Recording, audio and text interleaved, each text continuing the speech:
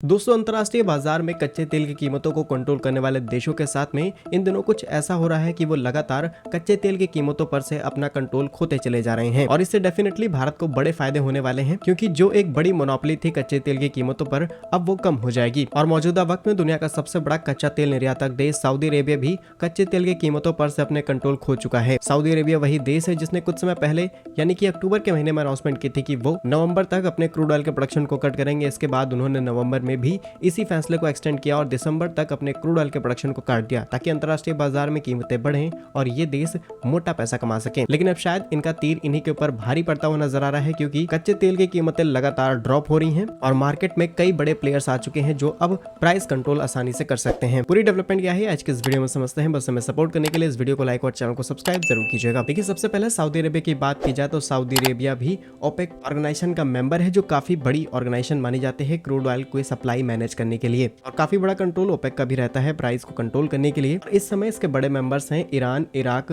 Kuwait, Saudi Arabia and Venezuela. और अगर आप इस चीज को ध्यान से देखें तो ओपेक की इस लिस्ट में वेनेजुएला को भी शामिल किया गया है, जिसके ऊपर रिसेंटली अमेरिका की तरफ से सभी तरीके के रेस्ट्रिक्शंस हटाए गए हैं, यानी कि वेनेजुएला भी अब बड़े लेवल पर क्रूड ऑयल का प्रोडक्शन शुरू करने जा रहा है। वहीं इस लिस्ट में दूसरा बड़ा नाम शामिल होता है यूनाइटेड स्टेट यानी कि अमेरिका का, और अमेरिका ने भी अपने क्रूड ऑयल के प्रोडक्शन बढ़ाने शुरू कर दिए हैं। नए नए ऑयल फील्ड डिस्कवर किए जा रहे हैं और अमेरिका 10 से 12 मिलियन बैरल्स पर डे कच्चे तेल का प्रोडक्शन कर रहा है, जिसकी वजह से मार्केट के अंदर जो गैप था वो नहीं हो पा रहा है और इसके कारण भी प्राइस नहीं बढ़ पा रहे हैं। तीसरे बड़े कारण की बात की जाए तो रिसेंटली रिपोर्ट सामने निकल के आई थी कि भारत जिस तेजी से अपनी अर्थव्यवस्था को आगे बढ़ा रहा है, किसी भी और देश के अंदर इतनी तेजी से ग्रोथ नोटिस नहीं की गई है। और ग्लोबली अगर नोटिस किया जाए तो लगभग सभी डेवलप कंट्रीज की अर्थव्यवस्था इस समय डिक्लाइन फेज में जा रही है। जहां चाइना, जो अपनी एनर्जी जरूरतों का काफी बड़ा हिस्सा क्रूड ऑयल और गैस के माध्यम से ही पूरा करता है, वहां पर भी डिक्लाइन देखा गया है और इस समय फैली महामारी की वजह से चीन की हालत और ज्यादा खराब हो चुकी है और इसीलिए मार्केट के अंदर जो कंजम्पशन था क्रूड ऑयल का वो भी कम हो चुका है। एक और इंपॉर्टेंट कारण की बात की जाए तो पूरी दुनिया इस समय रिन्यूएबल एनर्जी पर स्विच हो रही है। लगातार कॉपर के प्रोडक्शन बढ़ाए जा रहे हैं, लिथियम